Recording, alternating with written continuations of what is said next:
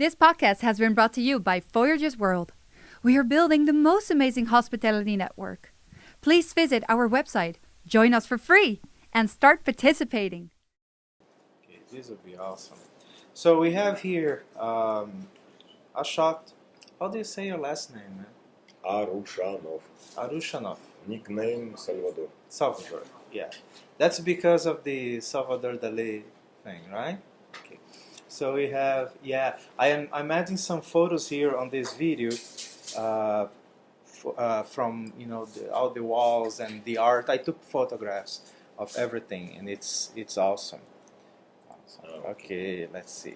You have for this time. I was here and I was taking photos, and to help us here is Dan. Here you go. Then we did another podcast, and which was awesome. I really like the stories you told us, and thank you for helping us on this one. My pleasure. After I was thinking that I still have much more that I want to tell, but the time pressure always makes us limit. Yeah. These podcasts are very cool because sometimes you are telling stories and then you realize that is more. So in another year or so, when I come back, we do another podcast. We have even more stories to tell. And also, this works better when it's not an interview. It's just some friends talking. But of course, there are a few things that are kind of obvious that I want to ask you about. And the first is about the events that you organize. Tarasova Gora became probably the most important biker event certainly in Ukraine, but maybe one of the most important in Eastern Europe. I don't hear of anything else going on that is so anticipated and so famous as Taraska is. And the experience that I had was fantastic.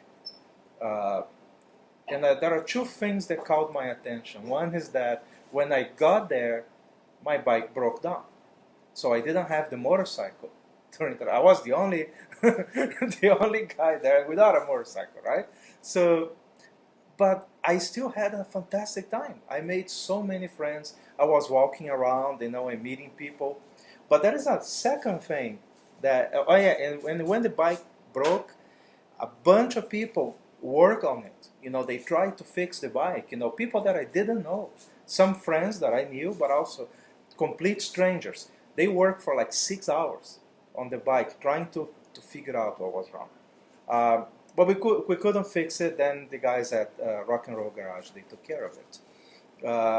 But the second thing that I noticed was that, remember that right on the main corner, there was this main bar, right? Mm-hmm. And I used to, occasionally I would just go there and sit by the bar watching people. And I would be there just looking, and people would start talking to me. And and sometimes I was not understanding what they were saying. But they're talking, and they give me a beer. I was there just sitting and watching people, and some people would come to talk to me, and they would offer me a beer. They would buy a beer and give it to me. And then I would not be able to understand the entire conversation. Then they would notice that I was not Ukrainian. So they were talking to me, and they were being nice already, and super cool, before they knew that I'm American. So they were not just trying to be friends because they knew that I'm the guy from another country. Люди относились к нему по-доброму еще до того, как узнавали, что он иностранец. Yeah, that was really cool. True bikers mentality. It's our. If you see some trouble with other biker. Yeah. Now the helping bikers, that happens everywhere. Like if you have a motorcycle, people will stop and ask. But in some countries, it's more than others. Here, it's pretty cool. It's very friendly. By the way, remember you showed me on your phone, you had a message from Vladimir, right? And I said, Vladimir was my first friend in Ukraine. what happens is that the first day that I was riding in 2012, he lined up with me on the road and he pointed at the gas station. So we got in the gas station. He gave me a card. In one side there was the number for motor help, and on the other side he put his cell phone number, and he said, if you have any trouble, you call this number. If you want a friend, you call this number. So he gave me that, and that's pretty much as we could understand each other, because he doesn't speak much English, even less at that time. Now he speaks a lot better, but my Russian was zero at that time. It was my first day here, so I was not even in Kiev yet, and I already had a friend. And I thought, wow, this country is going to be fun. And it is. Another interesting conversation I had a few days ago with a guy here was that sometimes when we meet people, not me, maybe after this conversation you will change too. People usually ask where you are from, but where you are from may not help too much. We had that conversation. You may be from one country that doesn't exist, or you may be from a country that you don't feel connected to, right? So where are you local, right? And if you ask me today where I am local, I would say I'm local to Miami and Kiev. Those are my Ukraine. Yeah, those are my two places. And it's not really the country so much. It's really the city, because I have most of my friends here. I have some friends in other places, but most of them are in Kiev, and it's pretty cool. I had a great time, and I really feel home here. That's why it's so likely that I'll be back, because it feels nice. If I have to choose a place to spend a few months, I'll go like, okay, Miami, Kiev, maybe, or some new place that I want to get to know. Miami, good place. Miami is nice. Key West. Yeah. I like this road, Miami Key West. That road is beautiful, huh? Yeah. It's 160 miles, I believe. Yeah, 165. Takes about 4 hours to do, because traffic is very slow, and they slow down the road. In some sections, it's lower than it was, and it's 47 bridges, so it's beautiful. Yeah. One of the most gorgeous roads. So, but yes, Miami is the same situation. I don't even care too much for the city. Yes, it's a beautiful city, but there are a lot of beautiful cities. It's not enough. Being a beautiful place, it's not enough. But I have a lot of friends there, and very good connections, and I know the place very well, so it feels like home. Yeah. But now Kiev. I just spent 1 year. Kiev, good town. Yeah, it feels very good to me. For the friends, yeah, because of the friends. I have another example for you. In El Paso, El Paso was so amazing to me. That would be my next local city.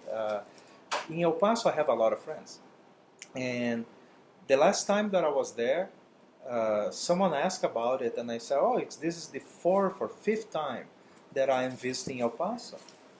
And the guy said, so you like the city very much? I said, no, I don't like El Paso. El Paso is a hole in the desert. It's a very unlikable city, but I have so many friends, and they are so amazing to me there. They treat me like their younger brother there. They take me around, they show me the places, and I really feel like I have a big family there. But that's because of the people, not the city. So yeah, the people matter even more than the place. Another place that is growing. Yeah, another place that is growing on me is Vienna. For the same reason, because I know people. So that's what makes the place special. It's a nice city, Vienna. It's a very nice city. But that alone is not enough. For example, Budapest is a very nice city where I don't know anybody. So, it's still not important to me. Not friendly people? No, not yet. It just didn't happen. Like I had like 2 friends there, but they moved away, so they are not there anymore. So right now I don't know anybody there.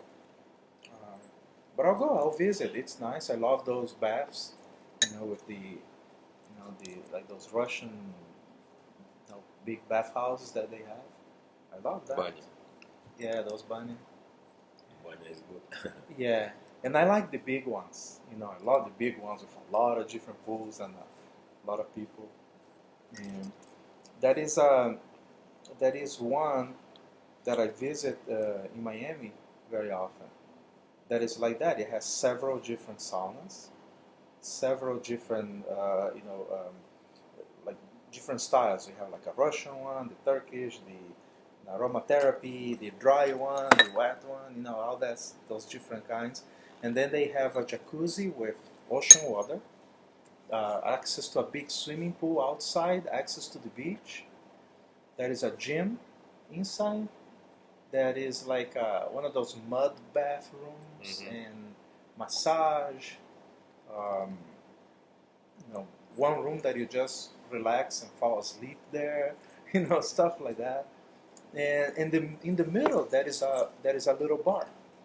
Like not bigger than the one you have here. It's a little bar, and that is a Ukrainian couple that work there, and they cook. She cooks some Ukrainian and Russian food, and they have borscht and Russian and Ukrainian beers. And Where? it's in Miami. Yeah. I see. In Miami, on the beach. I see, like, Right on the beach. in Ocean Road? Yeah, on Ocean Drive. Yeah. Ocean Drive. Yeah. 55, 40, something like that. Near Hollywood. No, it's in South Beach. Yeah. It is in South Beach. I see one near Hollywood. Yeah, I know that is one there, but I've never been there. Not one. Yeah, I know that is. People told me about it, but I never went there because I like the Russian. Spanglish. Yeah, we speak Spanish there. Yeah, that's what I thought there. I don't know Spanish well.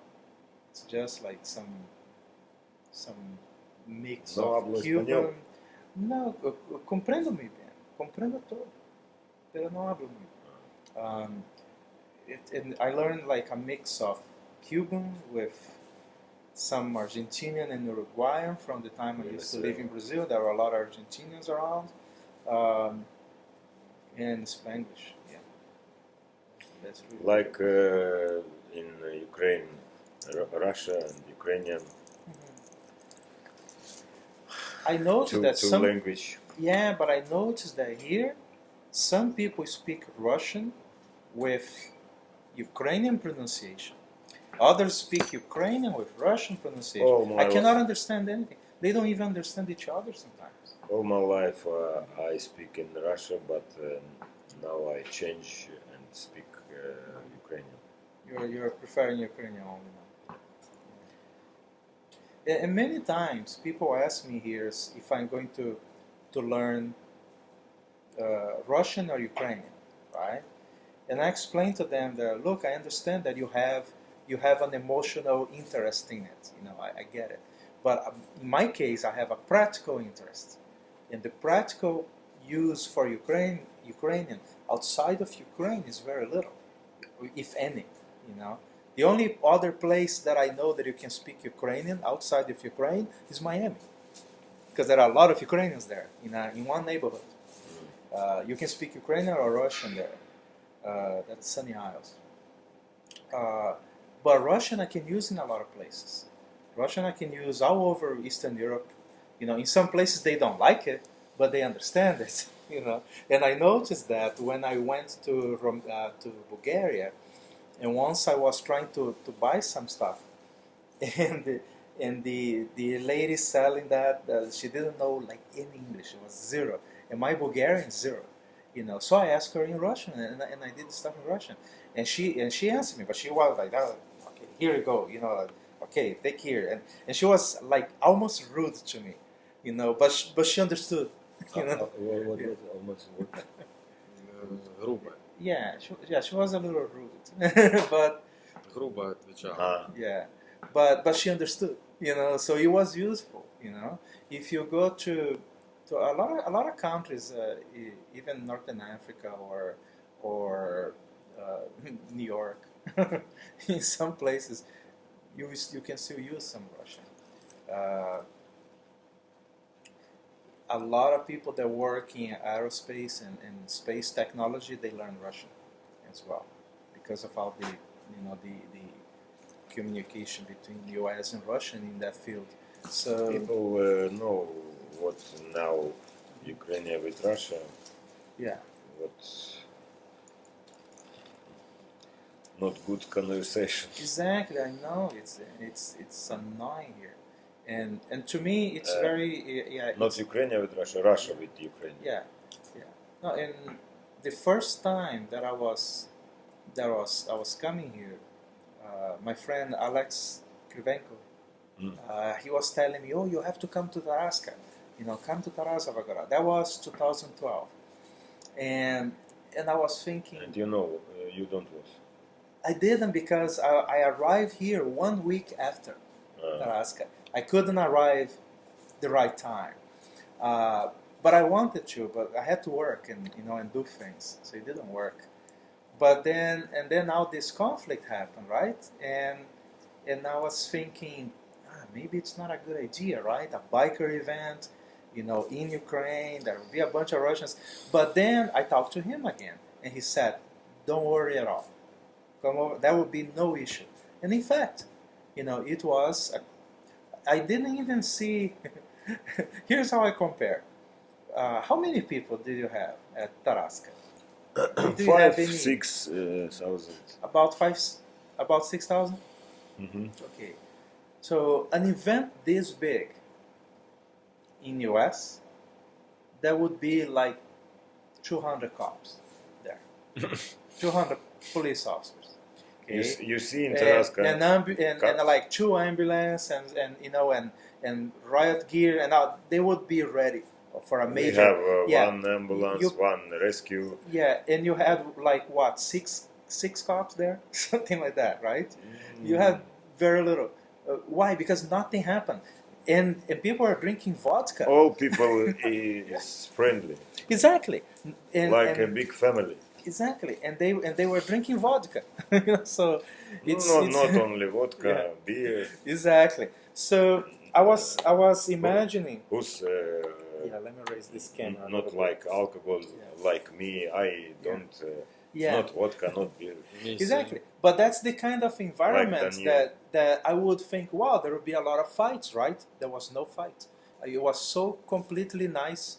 I only saw like one guy that drank too much, and he started losing his, or the other guy started losing his patience with him, and they were like on each other's faces, and then their friends separated them. Yeah. So that wasn't necessary to call anybody else. That's the best way to fix it, right? Your friends take you away. That was it. So I thought this was the most friendly biker event that I ever been to. If in event you see some conflict or something like this возможно только если со стороны люди зашли. It's possible only just when somebody from outside entered, not from bikers community. Yeah. Поэтому. That's why. Then I not like bike show. I don't like bike show like in big city in some square or like Sevastopol. Bike show. No, we don't make bike show. We make motorcycles, motor festival. Yeah. It's like family, like brotherhoods in one place. Yeah. It's Another friends gathering. It's friends gathering. It's more friends gathering than festival. We don't need outside guests. And the only one. Well, yeah. Let me compare a little more with U.S. That I know more. If you go to most like the European Bike Week, it's American style. what happens is that it's Harley Davidson. So Harley Davidson promotes it, helps sponsor it. But then you start having this Harley only here and everybody else there. They start the segregation. I see. And I don't like it, and I'll ask you, please never do it. Never do it, because Tarasca is awesome. Because when you go there, you talk to everybody. We are democratic. Yes, exactly. When you go to Tarasca, you can talk to everybody. You go to the other events, like, if you have a Harley, you can go to this side. If you don't have a Harley, you have to go with the rest. In Daytona, Harley one place, exactly. Boss Hoss one place. Exactly, that kind of separation. And the groups in America, a lot of groups are, it's like, it's not the people that are in the group, it's the bikes that are in the group. And then if you change bike, you cannot participate anymore. And that is ridiculous. And another problem that we have is that a lot of gangs are still too related to crime. So if you have if you see a bunch of people that are Hell's Angels, for example, they get together and another gang shows up in the same place, be careful, because they may start a fight. They don't get together by accident anymore. When they get, when they meet, trouble happens. And we have examples of that every year, in America, of them fighting, shooting, and it's a mess. So, and those are kind of things that we are exporting that are not good. And one is this culture of mechanical and marketing efficiency of Harley Davidson. I'm not saying anything bad. The marketing efficiency of Harley Davidson. The marketing is super efficient. So when the marketing is too efficient, it's good for their business, Harley but Davidson it's bad. Is very, very good marketing. Exactly. It's perfect marketing. Like Coca-Cola. But that's not good for people. Marketing is not a human thing. It's a way to exploit the human behavior to sell stuff, right? It's not a natural phenomenon. So it separates people. It creates differences that separates us in different groups, and that's not good. I don't like when you go to a place and it's the white people on this side and the immigrants and the blacks on the other side. Not good. Every segregation is bad. So we have to be all together. And I like that Tarasova Gora was the largest event that I have been to that there was no segregation. There was only one level of camping. There are only two ways. Either you camp or you don't camp, right? But there is no camping for Harleys and camping for the others. There was no, this building is for the rich, this building is for everybody else. No such a thing. And that keeps the event nicer. Please stay this way, because it's beautiful. It's very beautiful. Thank you. Yeah. I very appreciate for you came in Tarasca, you like Tarasca. I'm very, very glad. Yeah. And was Steve Coleman, you know Steve? No? From America too, and many other people. Steve was from like you, from Florida. And Steve say I was in Daytona, like you say. Only I was in Daytona, I was in Sturgis. Tarasca is beautiful. It is a very, very nice event, and I hope it's for me. No, I hope that this format becomes more popular there. You still have some events that are like this in America. For example, they have the little burners. There is the Burning Man, but then there are several smaller events like Burning Man in America, and they're super cool. They're super democratic like that. They're beautiful and ultra friendly. They are not biker events. Yeah. No. So I hope that the biker culture also improves, and because again, I have nothing against the Harley Davidson itself. Okay, it's a bike, it's a thing. It doesn't, right? It doesn't think, but I don't like the marketing. That is too much, and then divides people. I don't like it. So I hope that people learn with this kind of event that you But had. Harley Davidson marketing good for traveling in America. All села, города, Villages, all cities. villages, all cities Towns. have Harley Davidson dealers. But imagine this. Imagine if, just as an exercise, right? Imagine that the company, Harley Davidson, disappeared. They closed. There is no Harley Davidson brand anymore. If you have a bike, you still have the bike, but now you have to go to the other mechanic and he'll fix it, right? And only third-party companies will make the parts and everything else. Life would go on. We don't need them. It's just like if Honda disappears, life goes on. It's not going to disappear. But the very culture of freedom, of going out and enjoying the world and all that, Harley Davidson doesn't own it. Harley Davidson didn't invent it. They didn't, and they don't own that culture. You can do that with any bike. You can do that with Harley Davidson or not. You can do that in America or not. You don't need Harley Davidson to be free and to have an awesome bike and to do all those things. It's a brand that you choose, and it's a nice brand. Yes, has a history, but Indian has a history that is awesome. Like Triumph has a great history. A lot of bikes have amazing history. I have Harley Davidson and Honda. Yeah. And I now separate me with Harley Davidson or with Honda. I'm Above Exactly. the brands. Your experience. You are never experiencing the I have there you Harley go. Davidson. You have Harley and Honda at the same time, exactly. You don't experience the brand. The brand is something that you carry. What you experience is what you do, right? And what you do with any motorcycle, Harley or another. It doesn't matter. I was have 10 motorcycles, Italian, Japanese, Soviet Union, Yeah. Honda, Yamaha, Suzuki, Ducati, Aprilia.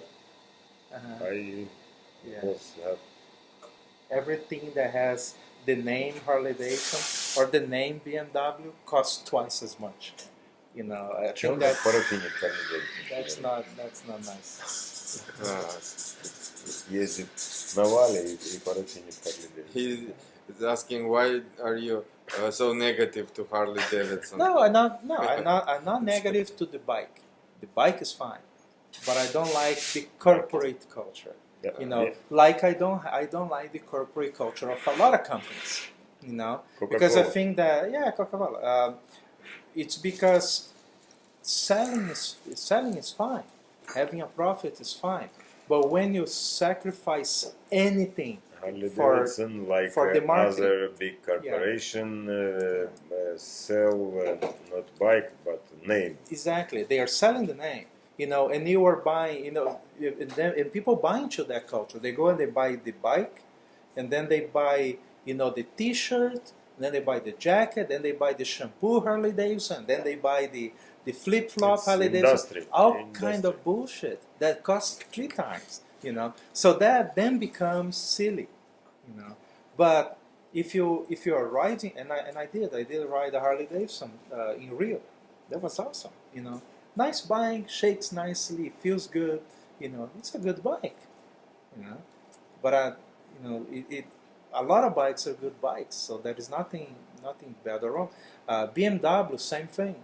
It's a beautiful engineering. When you drive the BMW, it's amazing. Для того, чтобы хорошо ехать на хорошем мотоцикле BMW, тебе не нужен ковер BMW. It's a lot of is exaggerated marketing and exaggerated pricing on it. But people buy if they want.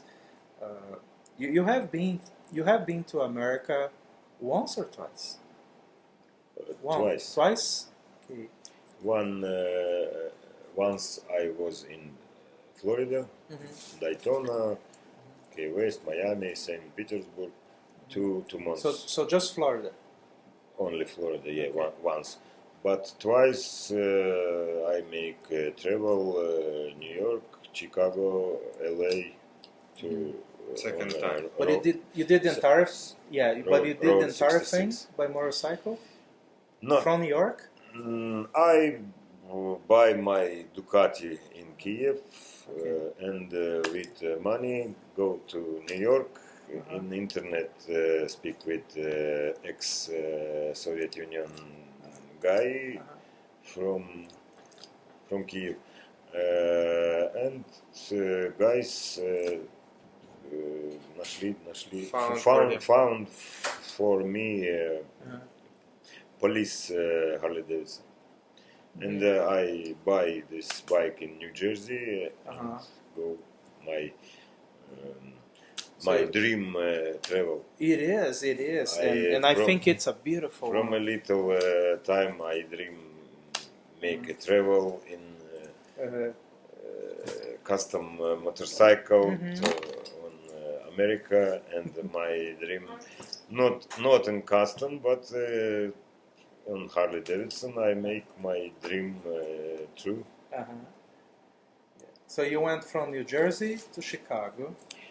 Yeah, in Chicago I was 2 days in my friends, and after I go all when I see historic Route 66 and go. Yeah. So you saw, you also visit the Green Canyon? Did you go there? To the Grand Canyon? Большой каньон. Фу, как это сказать, что к тому времени у меня воспалилось ухо. Before he reached the Great Canyon, he had a problem with his ear, and didn't make it. No, I don't go Grand Canyon. I was sick, very sick же больной, да? Very sick in his ear. Yeah. I found больница. Hospital. I found hospital. My insurance and calls and antibiotic is not good time. It's 2 or 3 days, and after I go in California and without Grand Canyon. But you travel. You made it all the way to the Pacific? Did you go to Los Angeles? Okay. Yeah. So you did ride coast to coast? Yeah, coast to coast. Yeah. In Beverly Hills, in the Pacific Ocean, my Harley is remain. The belt. The belt is broken. Easy to fix. Finish my travel. I make my travel and you broke the bike the last day. Yeah. And she call my Ukrainian friends, Misha.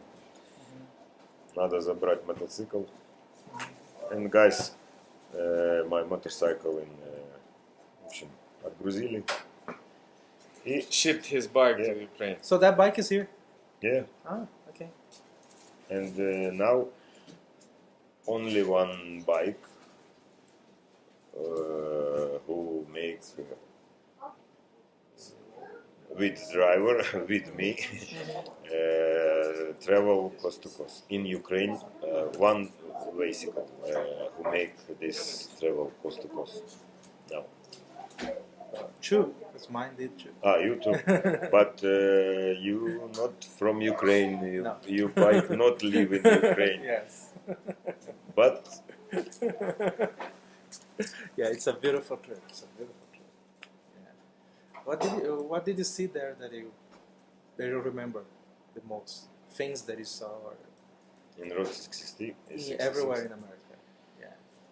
Because you guys are curious. You are always asking me, so what did you like in Ukraine? Well, I'm curious. What did you like in America? Because I like a lot of things, but maybe you saw that differently. No, maybe people, like you speak about our people, maybe people too, smiling, how are you, how Friendly. do you do, friendly. Very friendly. And I like true America, not New York is good, but if you go outside New York, outside places, Chicago, beginning true America. We call it the country, because to us it's not less true than it is Chicago, but it's the old America. It's the old style. So we call it, you're out in the country. And the Road 66, it's wonderful, like you in cinema, like you in rock and roll, like you in song, inside song. Well, you are. When you watch a movie, don't you have this feeling that, you see the guys riding across the desert in a movie, riding their Harley, and you think, I do it. I did it. So you are in the movie. Когда ты смотришь фильм и видишь, как кадр едет по пустыне на байке, ты вспоминаешь, что это же я вот точно так же, вот это я так ехал. Ну, по пустыне, может, нет, но... One time I see... Но дорога через пустыню. Да. I see in desert Mojave. Mojave. Yes. Red... Смерч это такое, что...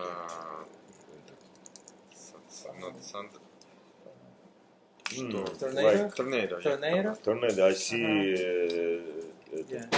Песочное, да, такое красное. Sand tornado. Yeah. Red. Yeah, we call red devils.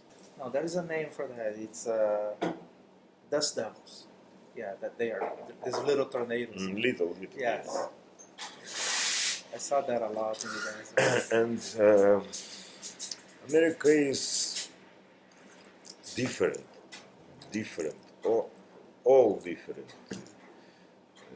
Блин, ну что, начиная, с мили, розетки, унитазы, еда, все. From power sockets, miles instead of kilometers, food is different, everything is different. Yes. Yeah. Meaning America is different to what we used to. The temperature in Fahrenheit. Yeah. Температура Фаренгейта. Yeah. Да. Always different. Today is nice, 70 degrees. Yeah. But good country. I like America, but I not want to live in America. It's not for me. I like go America and travel and blah blah blah and return. I don't need any country. I like Ukraine. I like Kiev. Yeah, I like. I used to believe when I was younger that people would have a tendency to want to immigrate to countries that are richer. That, for example, from here people who want to move like to places like Germany or England or even other people in Europe then would want to go to America and all that. I used to have this vision, but as I travel a lot, I start to discover that that's not the case. People want to visit, but they don't want to move, because it's not interesting. They like their own countries, and it's very, it would be very pretentious to presume that just because, they like the images or the movies or things like that they will want to change their life. That is very presumptuous. So I understand. I totally understand you. And I have many friends that they love their countries. They are not going to move at all. I think that the more person is traveling around the world, the less this person consider own immigration. Yeah. This is more belongs to people, this way of thinking, to immigrate, to people who live most of their life in not good conditions, let's say, in closed country, and then they start to think that somewhere else the life is better, I need to move. Maybe this is the case. In some cases, yeah, but I don't think that that's predominant. Because many people that travel a lot, they live relatively well, or at least they live okay in their own country. But in their own country, that's where they have family and friends and connections. They have their network.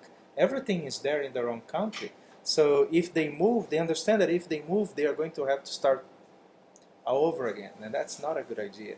Many times. In Cambodia, I've met a lot of people who are traveling without any support, having no job constant, having no support of, and they're poor in great meaning. But the way that they're seeing, they're not immigrant. They don't consider themselves as immigrant. They consider themselves as travelers.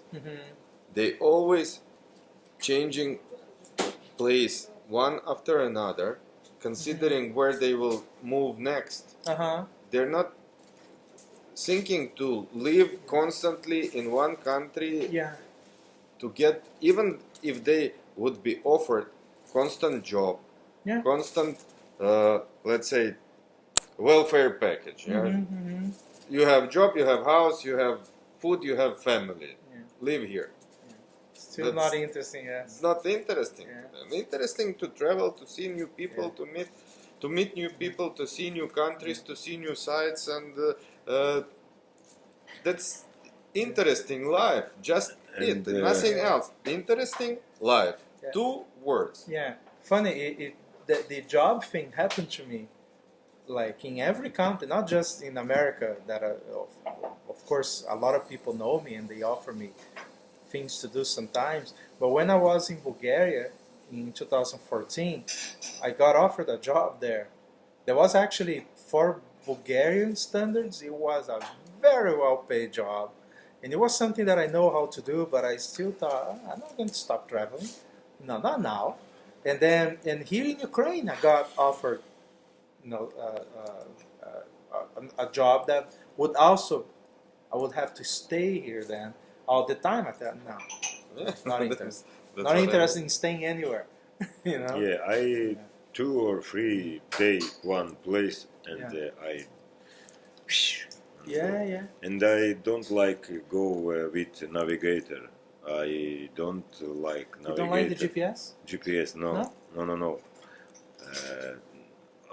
All my travel without GPS. I like speak how I can blah blah blah. I like map, see, and it's travel. But navigator, it's not travel. It's like a robot. It's like electronic robot telling you where to go. Yeah. Sometimes I do that. I rarely travel with having to do too many hours during that day and having a time to arrive somewhere. I don't like it. You don't make iron butt in one... No, I never liked the idea. It's not for me. I understand this. I have friends that they have several iron butt patches and they got doing these crazy things. But it's not just for me. I am a slow driver. No, very slow driver. I make twice. Yeah, I'm very slow, and I like to not need to arrive that same day. If I find something else that is very interesting, then that's great. I'll just do whatever. I just don't find pleasure in riding fast. I say that you can ride fast, but you can never rush. I like very much to ride to the place without knowing, to arrive to the place without knowing where I will go tomorrow. That's the perfect. When I'm reach any place, then I start to talk to people, asking, what is your suggestion? Where have you been? What do you like? What do you don't like? And making a decision right in the place where to go tomorrow, what to see, what is the best sightseeing or place in the area. Make us a kind of surprise of whole journey. Yeah, without knowing the itinerary. Exactly, yes. Где? По дороге в Днепропетровск под Решетиловкой вот эту кошку. О, Здоровая. Блин. И с хвостом длиннючим. это какой-то этот самый. Каракал, говорят. So, Это пустынная кошка. so there are not enough wolves. Wolves were the main predator for these animals.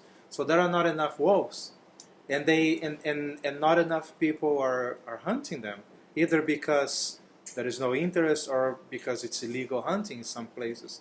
So they are growing too much. Like in California, it's a plague. People cannot leave their pets outside, in some cities because mountain lions come over and kill them.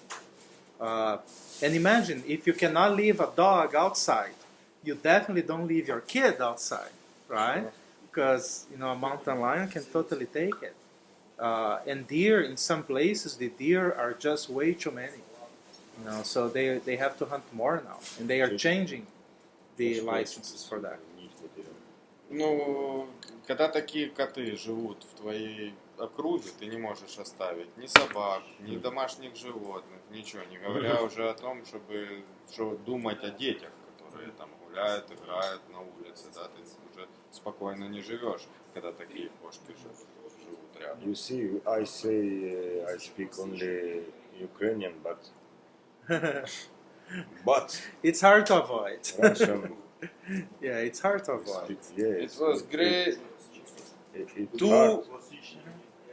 strong influence on Ukraine during 350 years of Russian occupation. Yeah. We were forced to switch from Ukrainian language to Russian language. Soviet occupation. Yes, that's not just Soviet occupation, it's Russian occupation of Ukraine. And a lot of families like mine is Yes, originally I understand, Ukrainians. I was born in Russian-speaking I family. understand. That's history already. Yeah. But, Uh-huh. it's not difficult. It's the matter of coexistence with others mainly. Because if I would if somebody would start to speak to me in Ukrainian, I would respond in Ukrainian. But if I would start speaking by default, I would start from Russian because I was born in Russia. It's a more Yeah. natural Yes. language for you. Розмовляємо українською. Again, if I would speak Ukrainian, for example, one day, all day with Ukrainian people, I would start to dream and think in Ukrainian. Before again, some certain time when I would switch to Russian. Yeah, I went to school and I was educated in Portuguese actually, and so I was thinking and and processing everything in Portuguese. And now, if I go to Brazil, after one day, I switch back to thinking Portuguese. And when I am in America, then of course, we go back to English easily.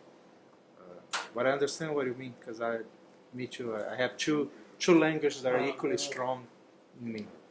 And Two language is раздваивает сознание. Divide yeah, the mind. yeah, Two languages divide. yes. Mind. And I know a little bit of a bunch of others, and now learning some Russian too, to make matters worse. So tell us again about the signs about the animals. Photo and In I have. Simonstown, in South Africa, my first day when I approached the Indian and Pacific Ocean, because there is two oceans together in one place, in Cape of Good Hope. No, you mean Atlantic and Indian? Atlantic and Indian, Yeah. sorry, yes, Atlantic and Indian Ocean. On the coast, there was a road in Simonstown and some signs. I was approaching one after another, like 200 meters, then 400 meter next, and then 600 meter next. First was baboons, and okay, baboons, I understand, this is Africa. Yeah, baboon. Then next sign, penguins, and okay, this is South Africa. The penguins could be on the road, and the third sign makes me stop. Shocked. Golfers. I was thinking that my English is poor. What is golfers? What kind of animal is gopher? what kind of animals? Golfer. And next day, with the daylight, I saw that there are some golf fields and really golfers crossing the road.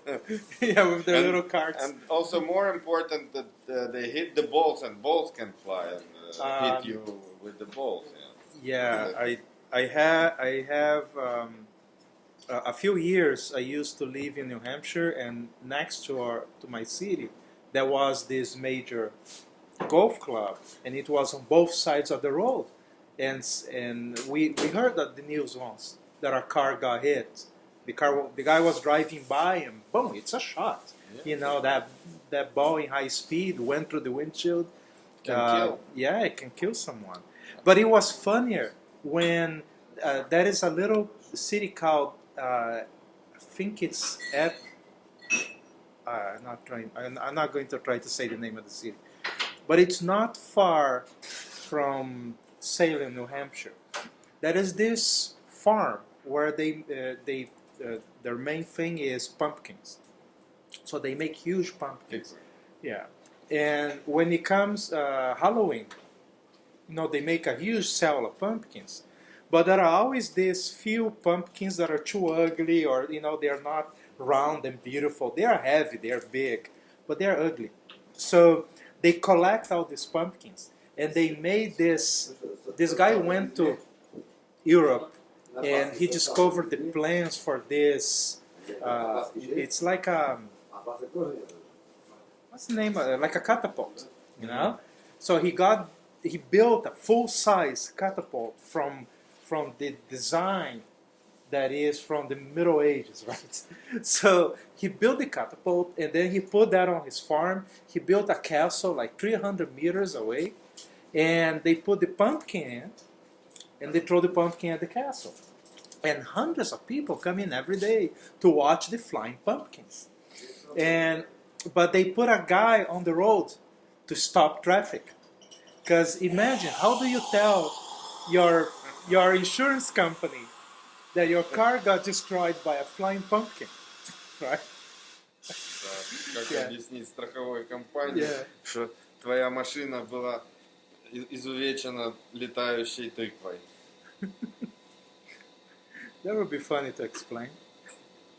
But there is a story, I don't know if it's true, but it's plausible, that these guys wanted to fish in the lake. When the lake turns to ice, they go and drill a hole in the lake and fish there. Зимняя рыбалка. Yeah, but Катер хотел порыбачить. yeah, but this guy bought a new SUV, so a big car, and he decided to drive into the lake with his friend and the dog.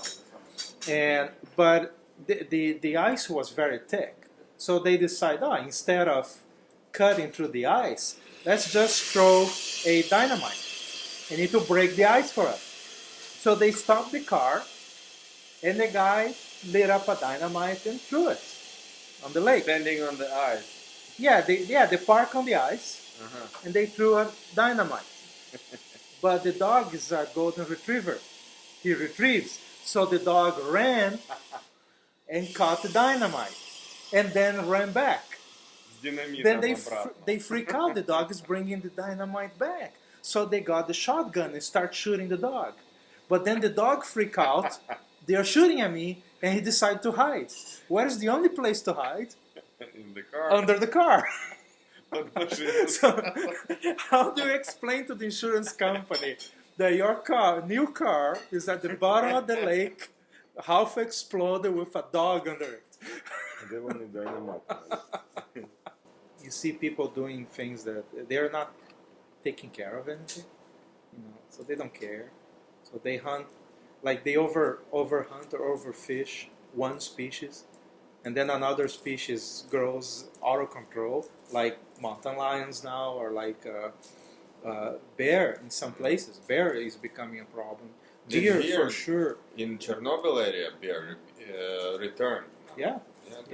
So it's just 80 kilometers from here. Chernobyl, the exclusion zone has the largest and the most intense population of wild wolves now in Europe. So it became a great breeding ground for. I saw a fantastic documentary about it, showing how they are tracking and they keep checking to see if these animals are having problems because of radiation. Really? And surprisingly, they don't. The numbers are very low.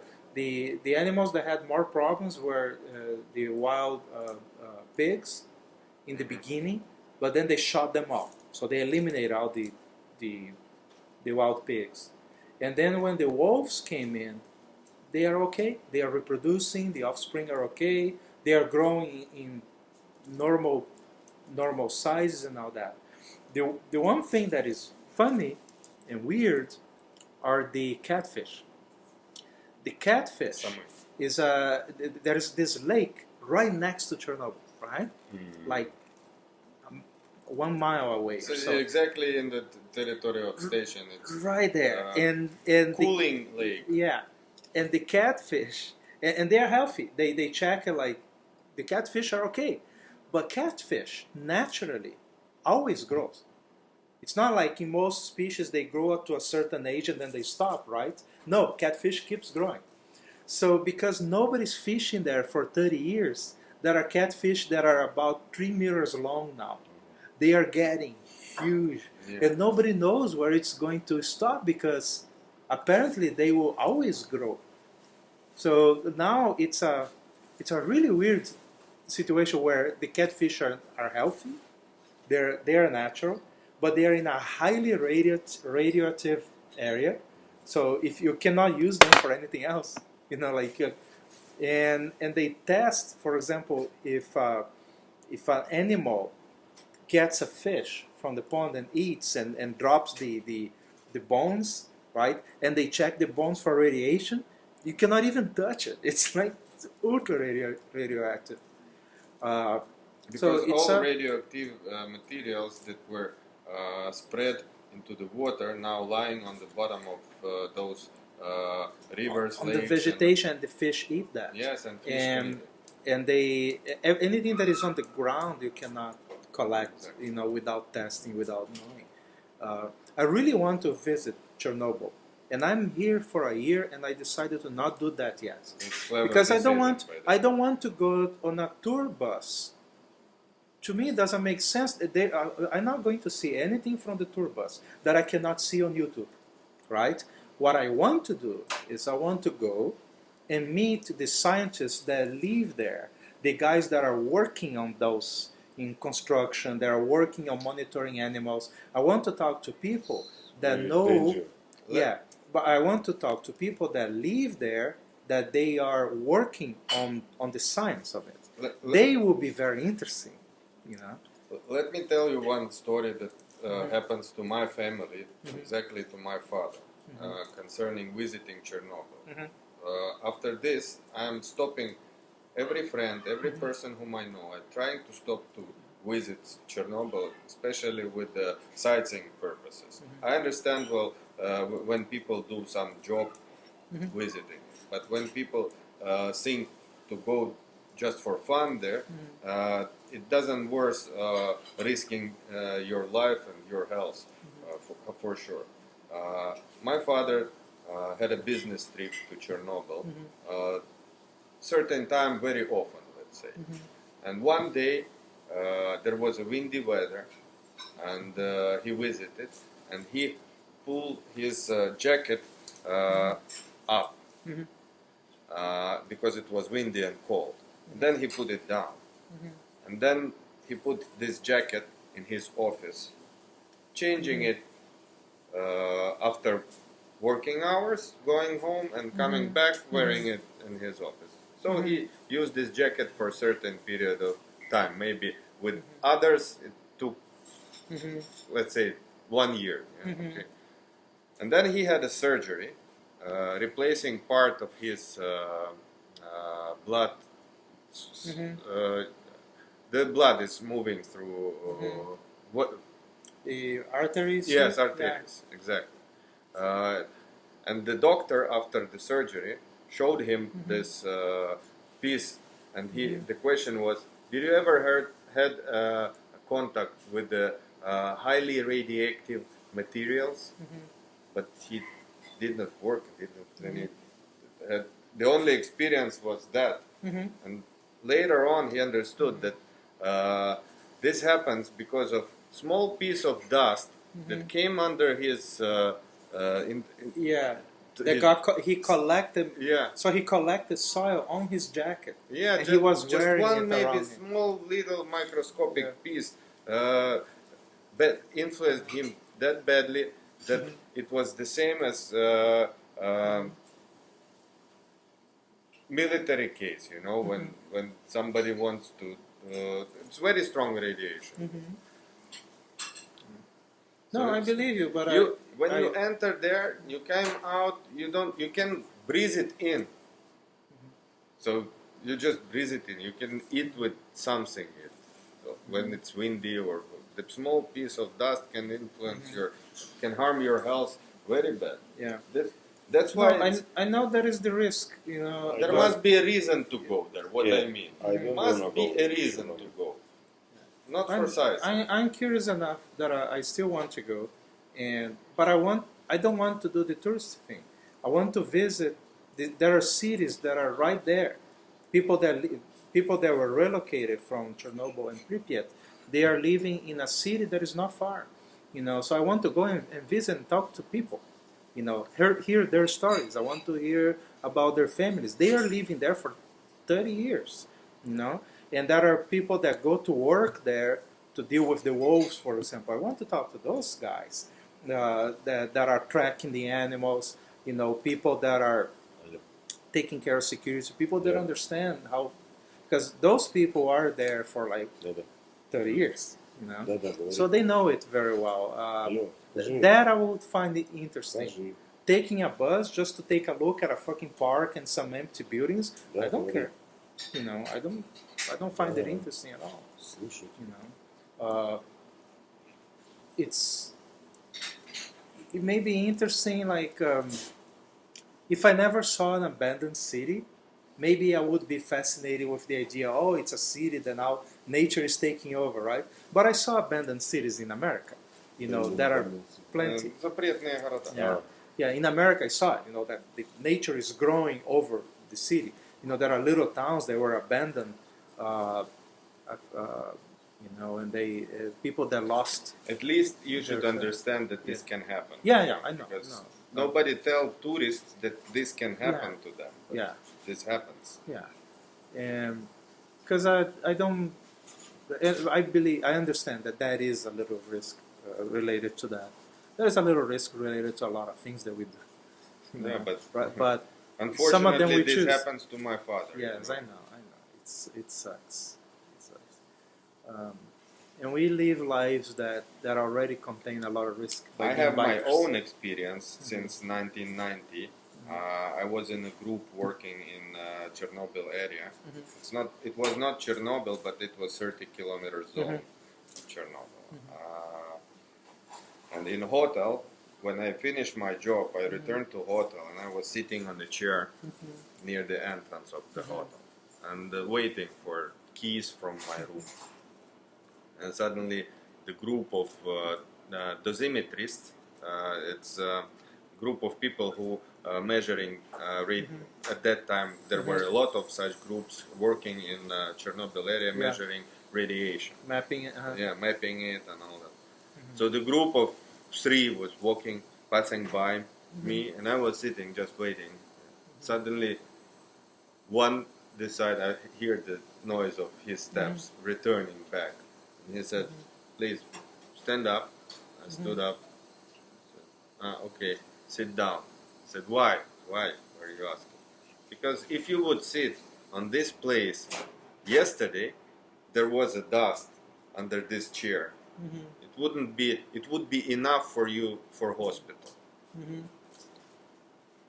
And the other story I've heard that time also, it was that time. So you cannot see, it doesn't mean it doesn't exist, you know. Yeah. I was standing in line in the shop. The name of place is Poleskaya. And people were talking. And it was already 4 years after Chernobyl disaster. The talks in the line in shops were still about radiation, still about all these topics. And can you imagine yesterday this group of people who measuring came to Klava's house and under her daughter's bed they found 32 Rentgens of radiation piece of dust. It means that during 4 years, I understand that if she would sleep for 4 years above this 32 Rentgens of radiation, she could not be healthy anymore. It harmed her health for life for sure. People should consider these things when they go to that area. It's absolutely dangerous. And it's kind of fortunate if it harmed or if it not. Yeah, it's hard to tell. It's very different from every other experience that we have, because if you are like on the edge of a cliff and you're approaching the cliff, you feel fear, right? Because you can see the cliff. You can see it. But if that is like if that pillow is radiated, there is no way to see it, right? So you'll have no alarm, no natural way to feel the presence of danger. That's very weird. The only way how you can understand that there is a danger, if you have a noise measure device, and when it starts, when it ticks like this, you understand that everything is okay. But when it ticks like this, it means you have to run away as soon as possible. That's the only way to feel it, really. Yeah, that's interesting. I remember you speak about fish, about dynamite. I remember my army, Soviet army. Army. Soviet army. 2 years I was serving. Soviet soldaten in Germany. And one day I was a sapper. A couple of times I was служил сапером. Removing mines. Sapper? No, he was the military profession is to remove mines. What is the English? It's called explosive disposal. Explosive. Disposal. Yeah. Explosive disposal. EOD they call it, explosive ordnance disposal. And one day I собрал на полигоне с учений. One day he collected from after the trainings 2 dynamite тротиловые шашки. 2 dynamite pieces. And one day when рота, как там? The squad, I don't know, сколько в роте человек? Ну там 30-40. 30-40 people squad. Go in eat. I was pisar. The writer. I was a writer, copywriter. And after после учений, After military trainings, to dynamite, I tied together. and big for snow and in lake and wait.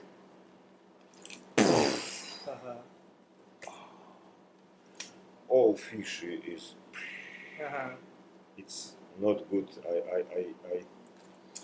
I make not good, but all battalion взвод, battalion полк, как будет по-английски? All battalions tonight this day eat fish. They had fish for dinner. Жарили, варили. One day. It's not good. I know it's not good.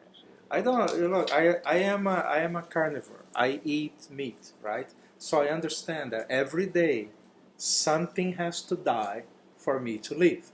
Right? I have no problem with that. Killing an animal to eat, I have no problem.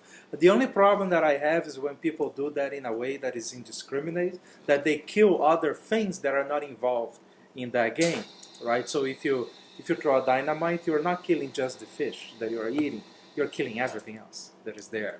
You know, small organisms that are not supposed to be killed, or when they fish in a species too much and it disappears, like it's happening a lot. You know, that they are totally destroying it. And there are, you know, animals that are very few of those. You know, we shouldn't be eliminating them completely. Every year, before I was spending some time in Crimea, and I'm a spear hunter. Yeah. We have like a habit and the expression: "Don't kill more than you can eat." Yeah. We never, me and my friends, we never take more out of seed that we need. Yeah. It could be one fish. Yeah, the hunter, the fisher, the fisherman, they're not the problem. The problem is in industrial level. That they don't go and catch 10 fish, they go and catch 10 tons of fish, you know, in a day. No, those are the problem. You are not the problem. Problem is not even here. Problem is in decision making. Yeah. The most important thing is decision making.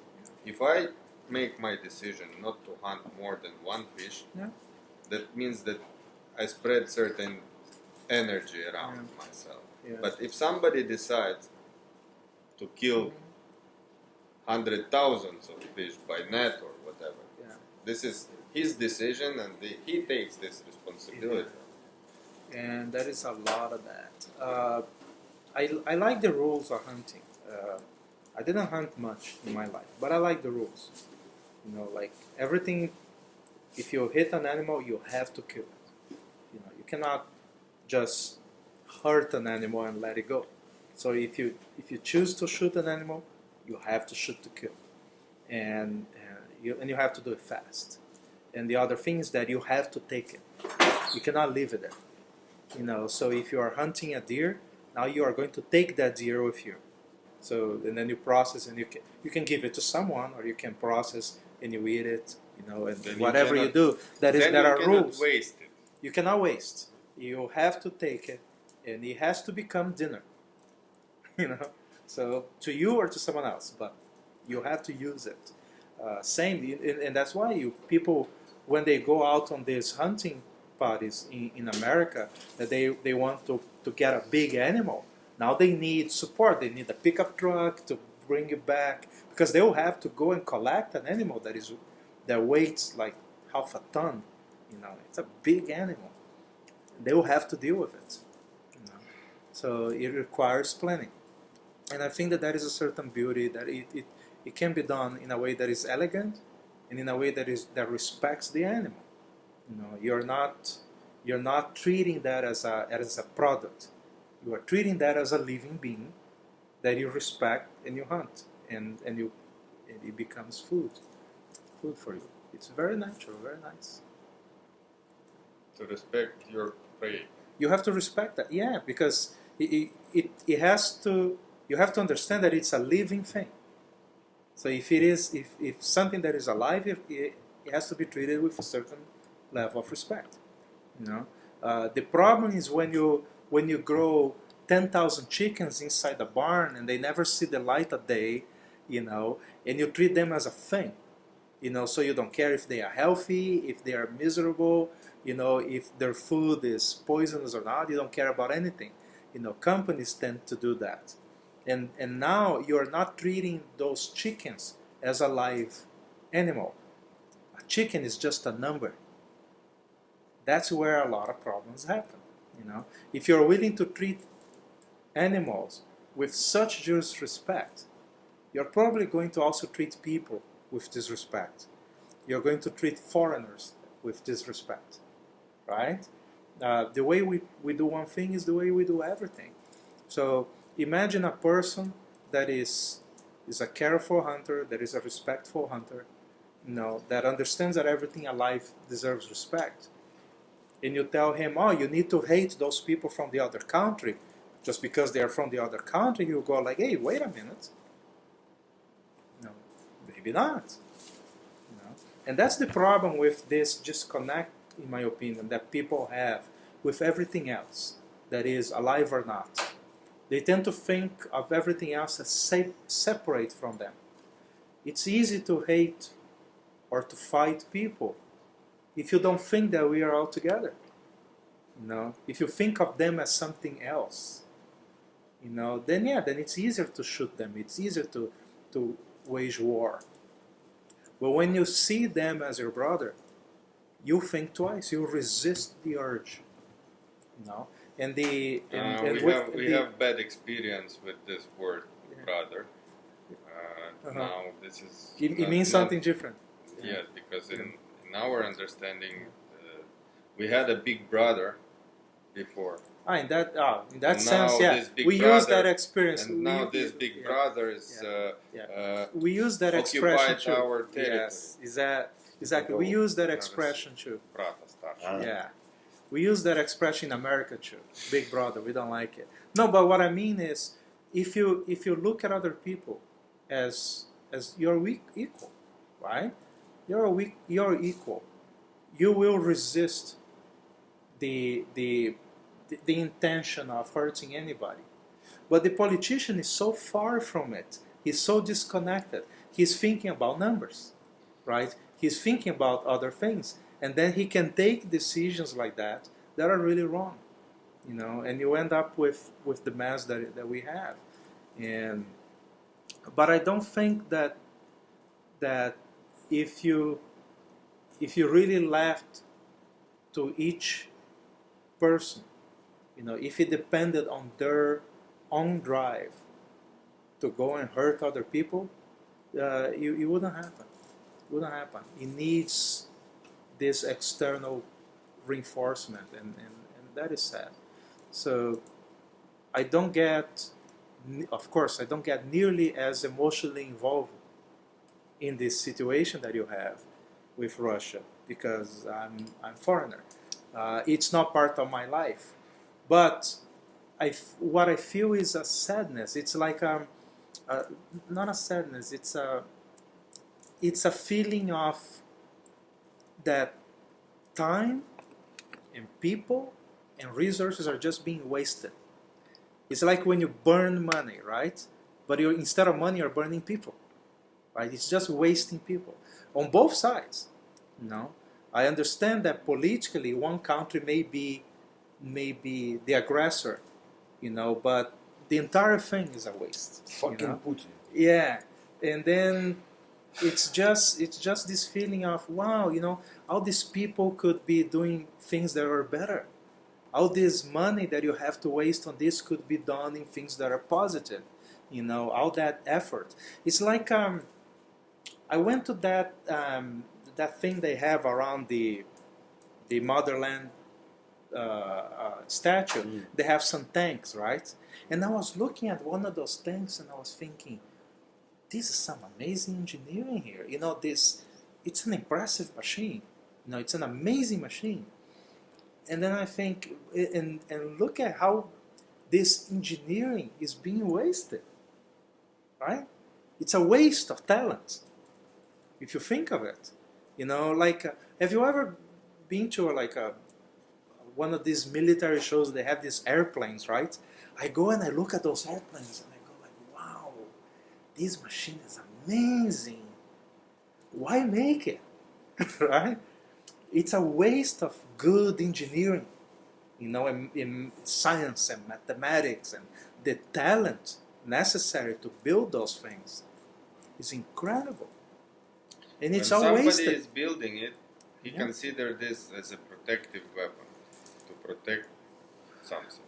But in the end, it's only protecting against other dicks that have the same idea. It's all wasted. That always happens. Yeah. Initially, to be protective, it starts to fire first. Yeah. Yes. But it will get better. Yeah, for sure. I think it will get better. Everything must be okay. I think it will. A little time. One day we'll be here around this table drinking and just celebrating that. Oh, finally. Without. Celebrating Victor. My third time.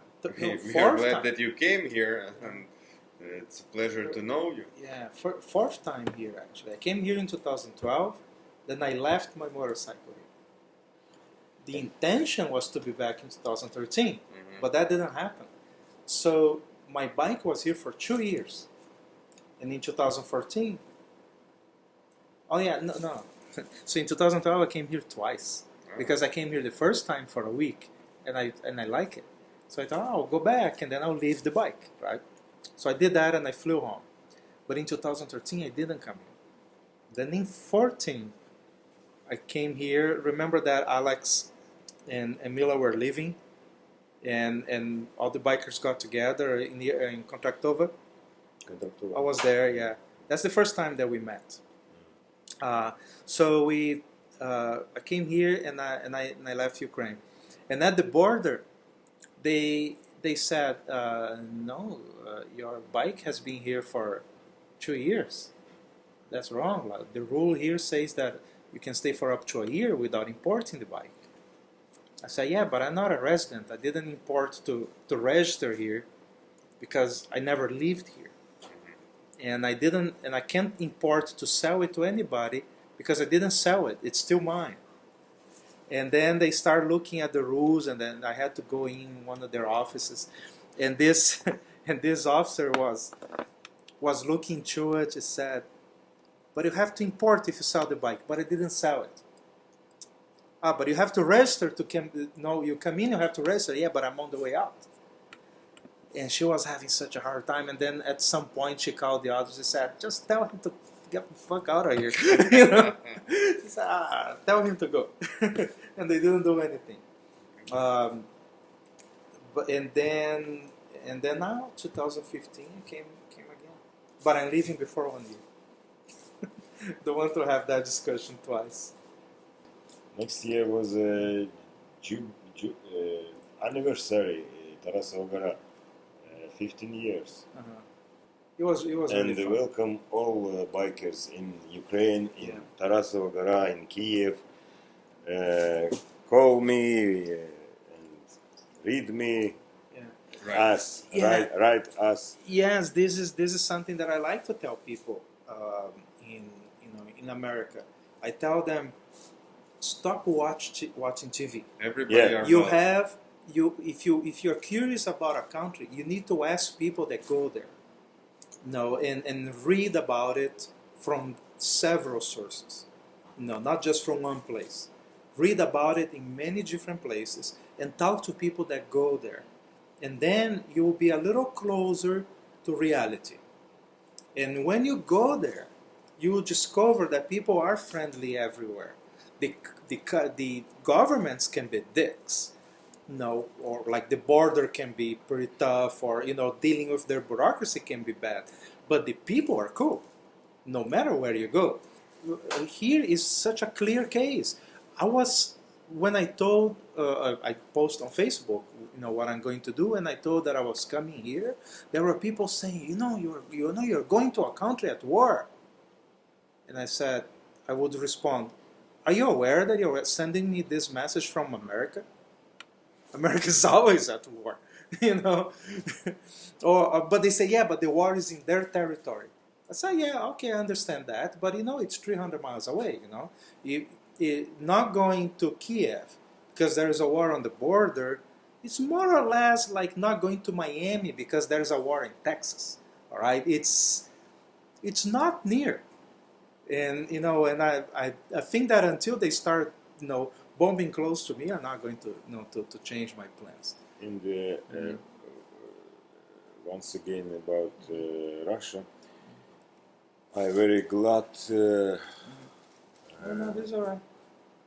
I'm very glad for I make my biggest trip from Kiev, Vladivostok. Far East. Far East. Far East, yeah. Когда-то это как? Sometime before. Yeah. Mm-hmm. Now I don't go in Russia, but sometime I make this travel, this trip. Kiev, all Russia, Siberia, Ural. And now our Ministry for Foreign Affairs issue a warning for all Ukrainians to avoid visiting Russia in general, because people started to disappear. Ukrainian citizens started to disappear in Russia. So this is general warning. We've got this last week. This week. Yeah. Exactly. So yeah, there will be some of this bullshit for a while. Unfortunately, and it's a pity.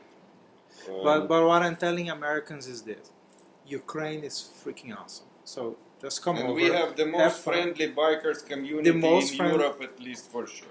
Yeah. Well, I would say that the most friendly biker community that I found so far. In Russia, have many понимающие, understanding people.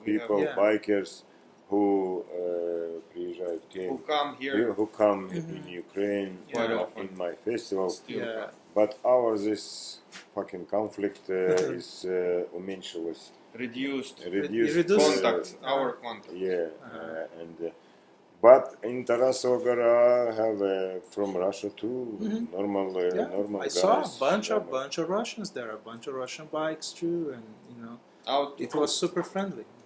Friendship is out of politics. Yeah, and, that's why I tell the country's government can be the country's government can be dicks, but people are generally very friendly and very nice, and so I'm telling people, come to Ukraine, fly or ride, it's nice, and sometimes people also, especially my friends in America, they say, but how is like the security in general? And if I would compare the security of walking down the street in Kiev, it's not worse than Barcelona. It's not worse than Milan. It's not. I would say Barcelona is more dangerous. It's definitely better than pretty much anywhere in Brazil. So to have a comparison, I would say than in Cambodia. Safer than Cambodia, definitely. Yeah. I would say not safe than Cincinnati, but Ohio. But it's better than some neighborhoods in Miami. So it's cool. It's in a nice place. You take the usual precautions that you have, to take anywhere, and you'll be fine. It's a very nice place to visit, and I recommend that people do it. And I'll be back. Thank you very much, guys. Thank you very much. Thank you too. Thank you. I love you all. We hope you like this podcast as much as we like to produce it. This has been made possible by the efforts of dozens of volunteers, supporters, partners, and visionaries that are helping us build Forager's World. Please visit our website, join us for free, and start participating.